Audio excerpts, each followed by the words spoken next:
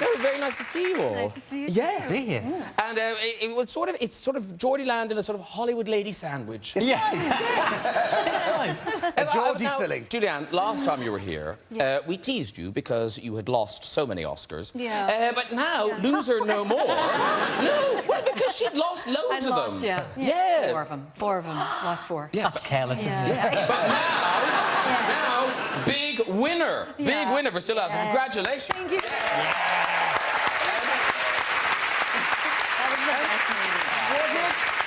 Was it kind of everything you'd hoped on the night? Was it, or was it an anticlimax after waiting all that time? It was great. It was great. It was very exciting. I tried to stay calm and present, but you know, it was 3 hours long, and I was the very last award before Best Film, so I was, you know, it was agonizing. Yeah. I have to say, I do know all about losing. Andy Deck, how many national television awards have you won now?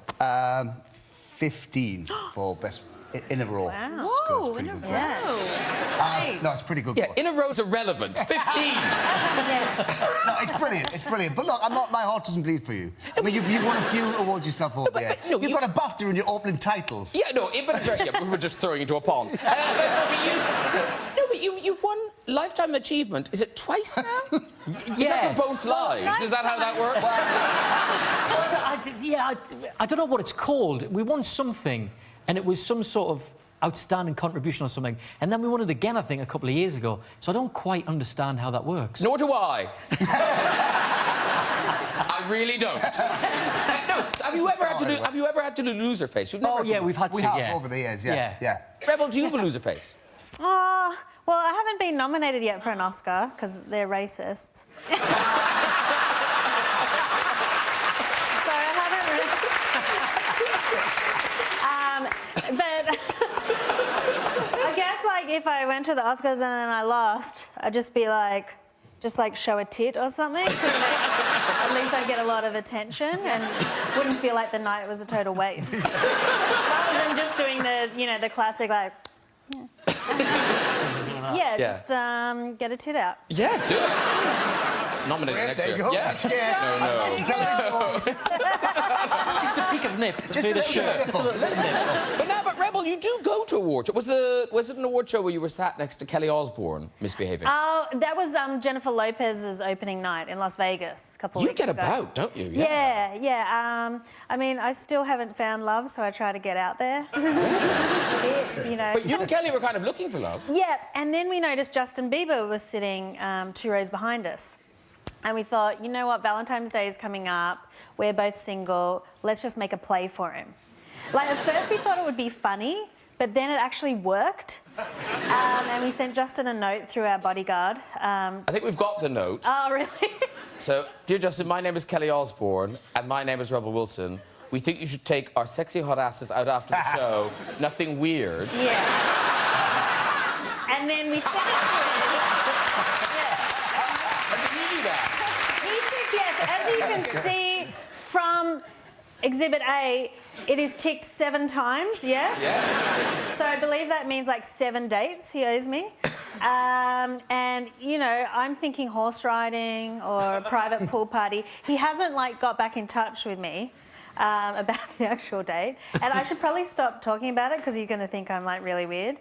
But you did get a picture taken with him. Yeah, we hung out all night. Oh, did you? Here we are. Because I think most girls meet Justin and be like, ah, and be a bit pathetic. But, like, I meet him and just was like, hey, what's up? I had a really good game. Yeah, I was quite proud of myself. He still looks quite nervous. Well, no. That was just because I was holding his balls.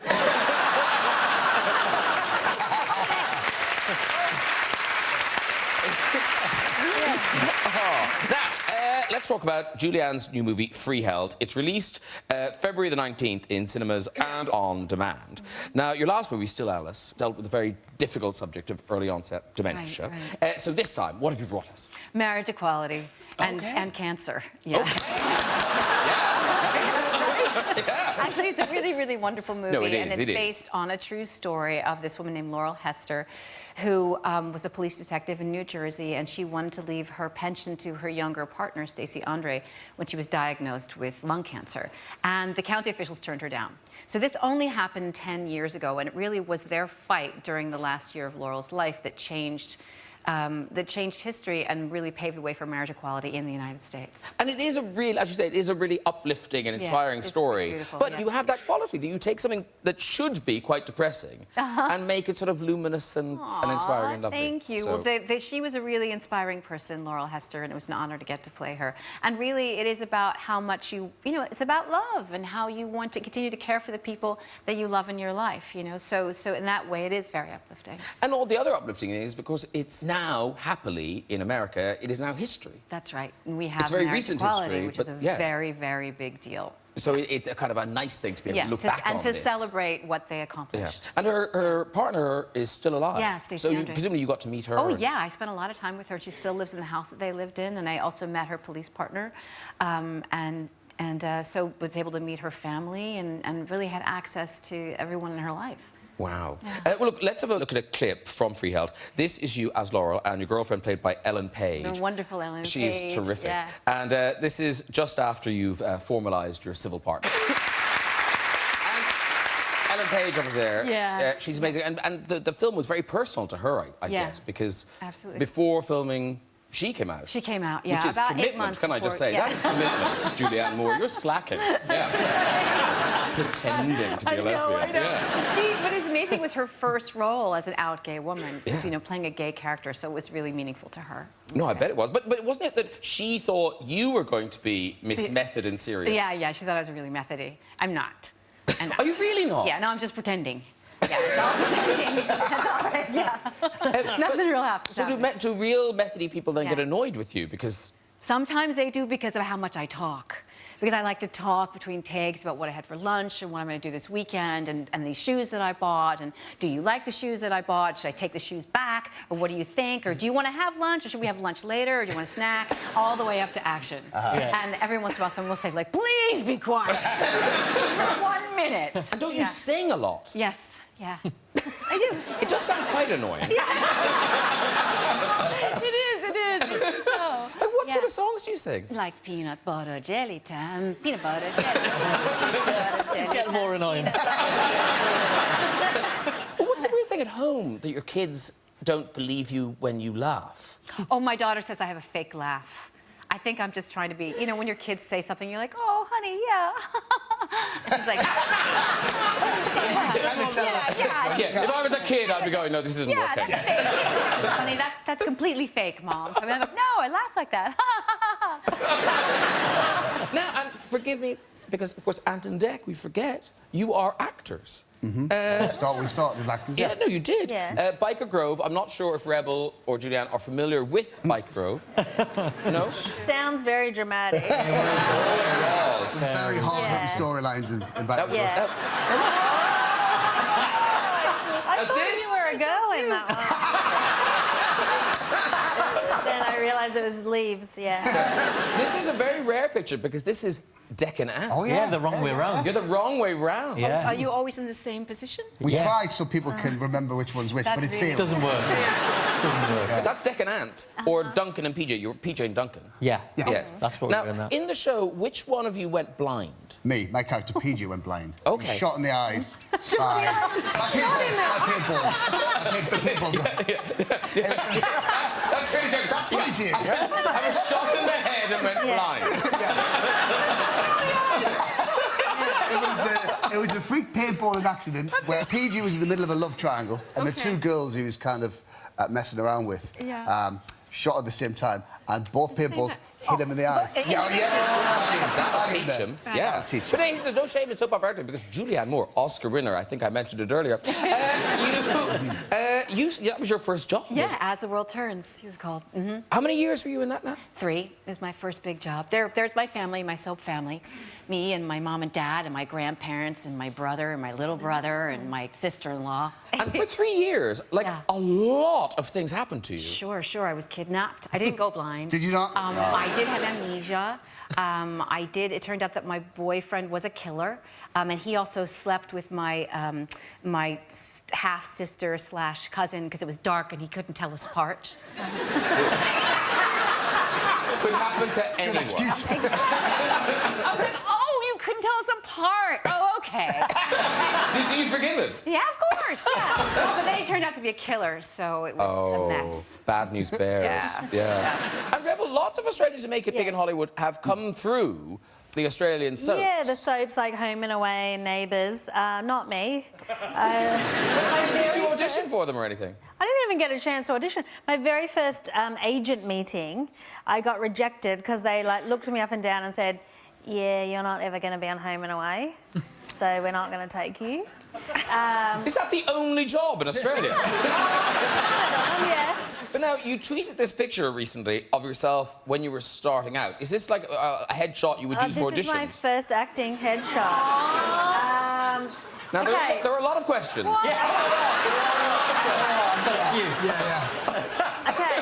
why am I holding a softball mitt and a softball, just in case you didn't get that I was sporty? Oh.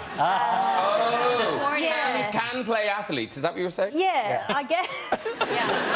And then I'm wearing like the world's finest gold chain. And then... Because you're feminine as well. Yeah. And an oversized T-shirt. I've just let my hair go feral, you know. Obviously had not met up with a professional stylist at that point in my career.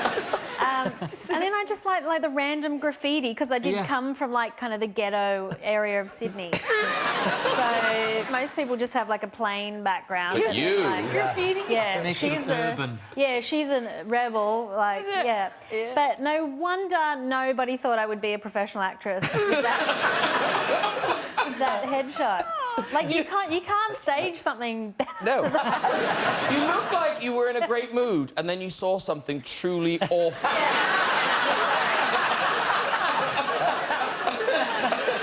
There you go. That's it. Yeah. Now, Ant and Dec, when you decided to kind of move away from PJ and Duncan and become Ant and Dec, rebrand yourselves as Ant and Dec, you went through a sort of makeover, didn't you? A kind of extreme makeover. Yes, we did. It wasn't our idea, but we wanted to ditch the names PJ and Duncan and become Ant and Dec, our real names. Yeah. So I think it was Smash Hits magazine said you should do like an image makeover. Why don't you do that? So take that a dumb one. It'll work really well with Yeah. them. Yeah. So let's do that. Take that. I've done it. So Ant said, "I'll shave my head." I'm like, "All right, okay." I was like, "Oh, well, I don't really want to do that. I look silly like that. So I'll dye my hair." So the idea was to dye my hair blonder, but it just went ginger. Nothing wrong with that, of course. No. What I mean was, it wasn't quite the look we were going for. Right. No, this is the cover of Smash Hits. There. Yeah, it's not... It's vibrant yellow. Now, what I would say is, though, so that happened, and you obviously saw that in vibrant colour on a newsstand. You then did a shoot for the gay magazine Attitude. Yeah. And you thought, we can tone this down and sex it up.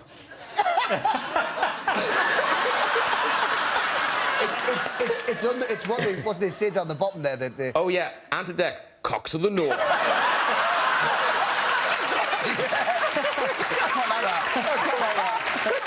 But it looks like you've just put soil in your hair.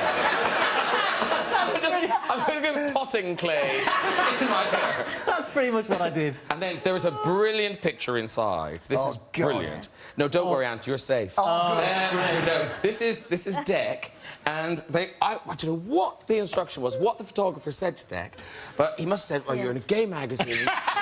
Do something that will really appeal to the gay readership." Come on.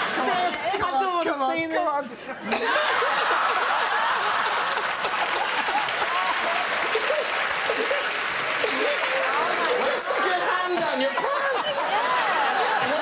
Yeah, you look like you're just itching your hole. You're just like, the boys are gonna love this. Oh, yeah, boys, I've got an itchy arse.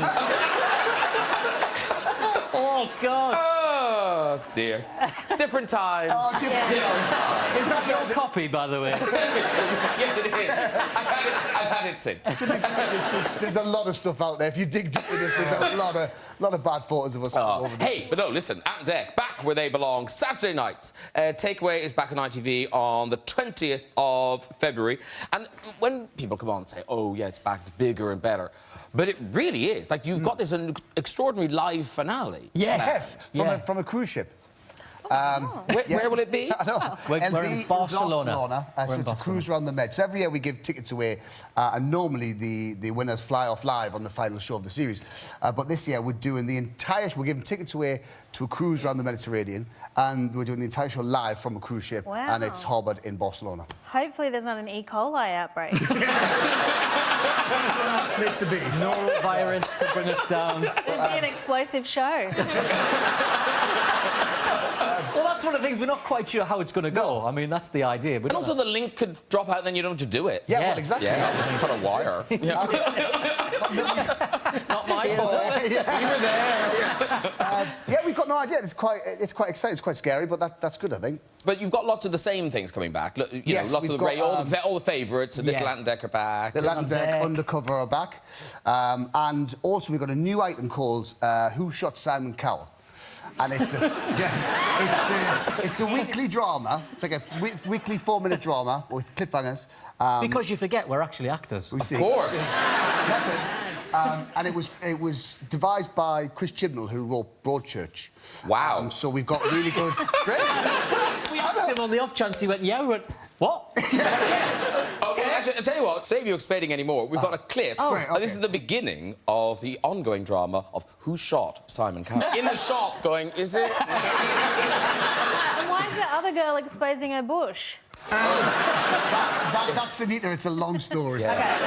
Okay. I was going to say, you're trying to explain Sunita. It's very, very hard. But, yeah, I mean, there's lots of people who have a motive to shoot Simon Cowell. Let's be honest. So, yeah, it's over the course of the series. And I must mention, Wednesday the 24th, back hosting the Brits for the 3rd time. Yes. Yeah. Now, last year, big success, but it makes me laugh. The thing that everyone remembers about last year's Brits... Yeah. You missed. We did. Yeah, we kind of missed it. We did. Yeah, Madonna fallen. Did you see this back in the state? She was wearing a cape. Yeah. And they pulled the cape, and it was tied too tight, and it pulled her off the stage. It was amazing. We'd done our... No, I was in the audience. It was 20,000 people going, oh! We'd done our last link. Our last thing was to link into Madonna. We'd hit, we'd landed the plane. That was it. We were out of there. And you know what it's like? As soon as you go, right, you not come back to me. Great. Earpiece out. Yeah. Fantastic. Microphone off. We were like that. Yeah. Champagne. We clinked. We went well. That went well. That went smoothly. We did. And then there was just this gasp in the room, and we turned around and she was on her back. Oh. We couldn't quite work out if it was part of the routine. We weren't sure. It was a bit about I had champagne in my hand. I wasn't too bothered, if I'm honest with you. Yeah. Went back to the dressing room. Watched the news at 10. Yeah. And she'd fallen. That was the first weekend I knew about it. It was the news headline, wasn't it? Yeah, we got back to the room just in time for the news to start. I was like, Madonna has fallen at the Brits. Oh, is that what happened? That's what it was. That's what it was. And Rebel Wilson, of course, you hosted the MTV... I tried to host. And, yeah, it's really nerve-wracking. Do you guys get nervous? Yes, yeah. Yeah, I get, like, really nervous, especially when it's live. And I think at MTV I did, like, a nip-slip. Oh, yeah, we got some of your outfits. You did some very good outfits. I call that one Iron Mangina. Custom made for the event. I think we've got your... that's the double nip-slip. Brilliant.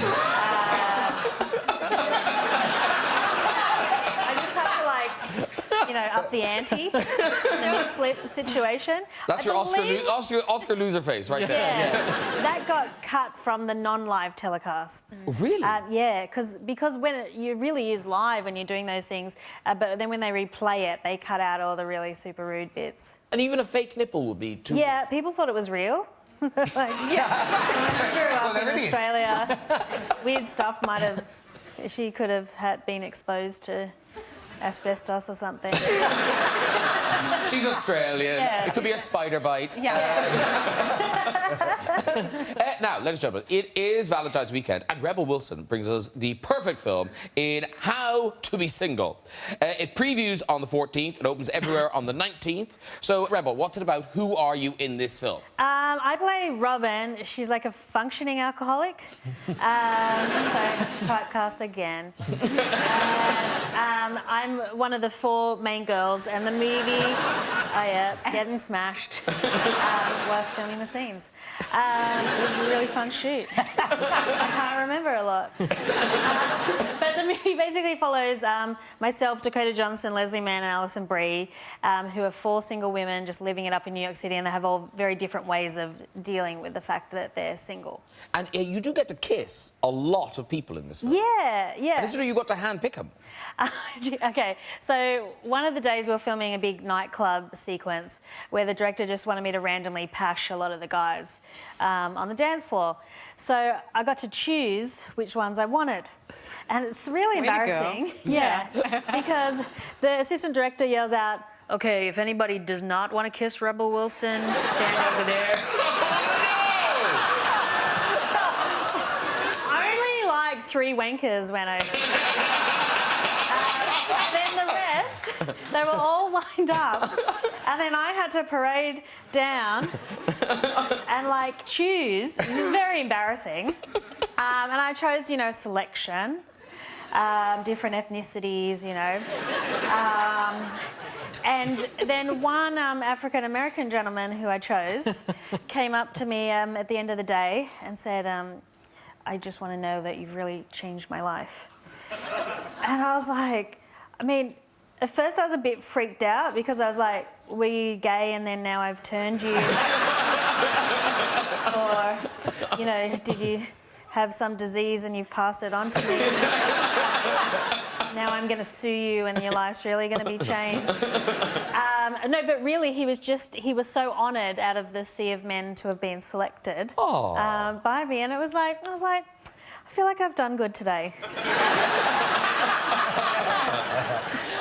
And of course, you mentioned one of your co-stars, Dakota Johnson. And was this right after 50 Shades of Grey? Yeah, she'd just done 50 Shades of Grey, and I had, the day I started filming this movie, Pitch Perfect 2 came out. So, and we're really on the streets of New York City, so we had, like, teenage girls and late middle-aged perverts coming up to us. And, could you see them coming? Could you go to Dakota, one of yours? Yeah. They're the guy with the holding the flower. Oh, Dakota's, that's for you. Masking tape. Yeah. Our clip is your character giving Dakota some tips on how to text boys. 50 Shades of Grey all over again. That girl cannot catch a break. And I really did connect with her tit. I didn't mean to, because you do it about 5 or 6 times, and 5 out of the 6 I didn't connect. 1 out of the 6, it was just like right on the nipple. Yeah. Now, the film has lots of kind of advice on dating and how to kind of navigate dating. And some of the rules I was aware of, some I there were some So, I'm not aware with this.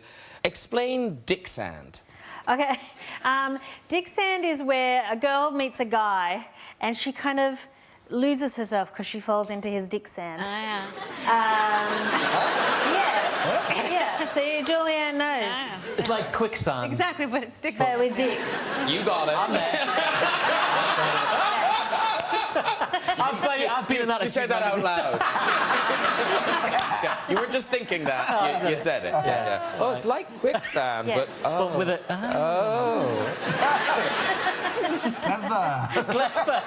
You girls. No, but you see it happen with girls all the time. They, just become part of the relationship and kind of lose who they are. And that's really what happens to Dakota's character in the film. But doesn't that happen to boys as well? Don't boys get lost in their girlfriends? In the What do they vag call pond. that? Well, I can't tell you. We spend hours trying to think what they call that. Yeah. Men get lost in the labyrinth. Oh, yeah. Good. Yeah. I say we, I didn't come up with it at all. But I did think, oh, that's very good, I'll have it. I'll say that in the show and appear clever. And and Dec, obviously, both married now. Yeah. You just got married last year, wasn't it? Last year, August, yeah. Congratulations. Thank you. And now, Ant, Yep. you are married, but I do think, how the hell does your wife put up with you? I think it's... You're like, Ant, happily married. Why? No, so tell them you know the story. This is so mean. This is such a mean prank. Yeah, we were a lot younger there. So, yeah, I've been with my wife. We've been married 10 years this year, but we've been together about 20 years. When we first started getting together, we shared a flat in London, in Fulham. And I thought it'd be hilarious one night. We'd been out for a drink or something. She was in the flat on her own. And I said, wouldn't it be funny if you pretend to be me and get into bed with her and see what the reaction is? That's like what happened on my soap opera. Yes. I think it is true. I was like, well, I'm game. Sounds funny to me. How long are you going to be? No, it wasn't. So he's like, what would you normally say? And I would like, I say, how you pet, or how you baby, do you practice it with a deep voice? And I said, a bit deeper than that. He says, I'm quite clumsy around the bedroom, so just make sure you bang into some things. Then she'll think of it. And then when he got into bed, I'd leave it a minute or two. Then I'd open the door, put the light on, and go, what the bloody hell's going on here? Absolutely hated the guy. You didn't find it funny at all. Still hasn't forgiven us. Yeah. So yeah, I do wonder how she puts up with it. There was a few of them actually. Just love the fact that you thought that was going to be funny in any way. It's true. I put a wig in the bed once, and then pillows, and pretended it was me, then jumped out the window, went along the balcony, and then watched her go to bed, put a nightie on, get under bed, go to cuddle, and go, oh my! That was better. Yeah. I've learned now. I don't do that kind of stuff. Yeah. Have you got big Valentine weekend plans? We're working on Valentine's Day. Andy. Worryingly, my wife is actually our manager, so she controls the diary. So she obviously doesn't want to go out with me on Valentine's Day. She's put me to work. Yeah. And Julianne, what are you doing? The BAFTAs. The BAFTAs are always on Valentine's Day. Are they What always? does that mean? Yeah, Are they? yeah, they're always on Valentine's Day. Oh. Yeah, so I'll be there. Plans? I'll be at the BAFTAs as well. Yeah. Yeah. Just looking for love. Idris Elba.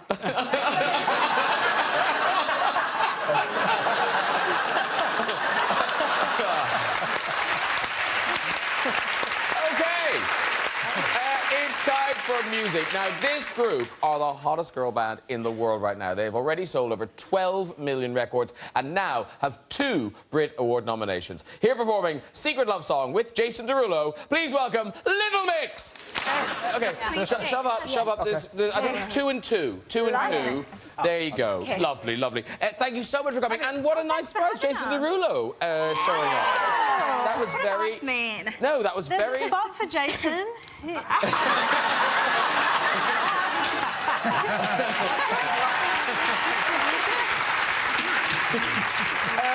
And, of course, that single is from the album Get Weird, which is out now. And you know what? Here's the thing. People don't make enough fuss of Little Mix. Because, no, they don't, because like, that album, it's gone platinum. It's outsold One Direction last year. I mean, Little Mix, you're a big deal.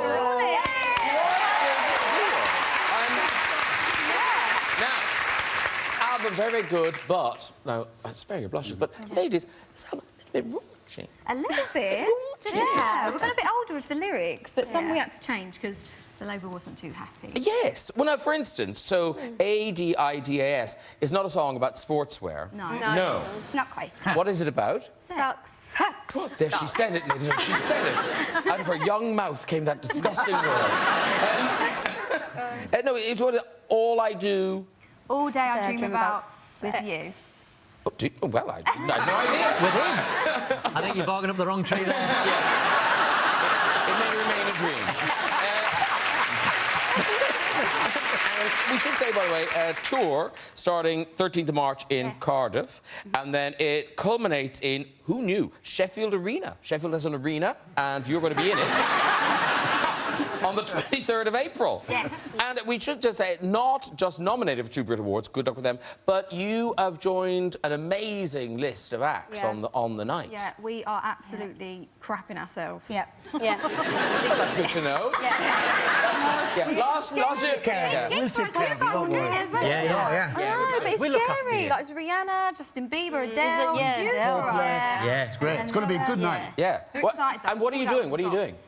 We can't actually say what song we're doing. I know. I know. I'll tell you. I'll tell you later. I mean, presumably you're going all bells and whistles. Yes, for- literally. Yeah. I've got knee pads, sticks. Well. You're really selling it, ladies. You've really pushed the board out there. Knee pad sticks, with your bells and sticks. whistles. Yeah. Well.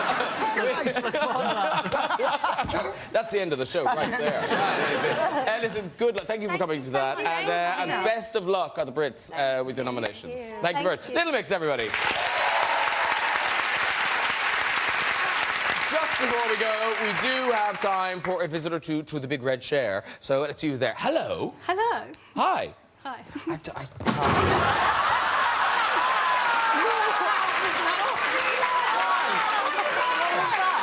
Was not in the mood. That could be the best story in the world. There was something, it was all put together in the way she spoke, and I thought this mightn't be a real person. If anyone's willing, we'll have one more. Hello. Hello. Hi, what's your name? Amy. Amy, lovely. And what do you do, Amy? I work in pharmaceuticals. It does make me laugh that you've blended into that chair. I know. You're just like a necklace and a head. It's the opposite of Chris Biggins. All right, Amy, off you go with this story. Okay, so it was just before Christmas. My boyfriend and I went to Amsterdam. And when we were in Amsterdam, he said to me that he had heard his friend say there was this really good bar where you could go and a girl would write you a postcard using her downstairs area. So he thought this would be really fun, and I thought... Just before Christmas. You could bring in all your cards, couldn't you? Save some time. So I thought, why not? So we went to this bar, and we walked in the door, and we had to pay to get in, obviously. And unfortunately, they didn't take Amex, which was his credit card. So I had to fork out €100 to get into this place. So we go upstairs, we meet all these lovely ladies, and it turns out we have to give them even more money.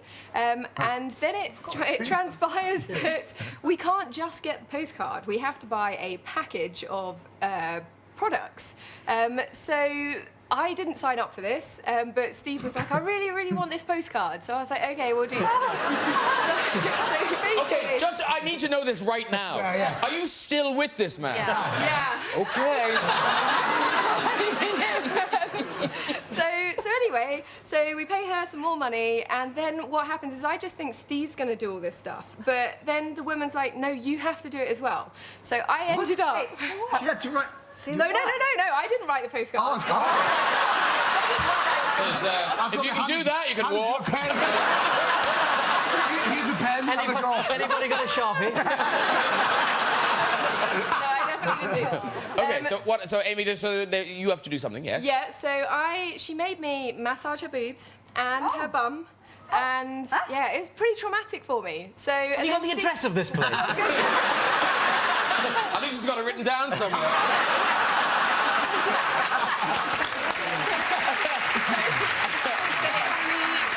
Then Steve had to do the same, thankfully. Yeah, we did get our postcard, and it's now on our fridge at home.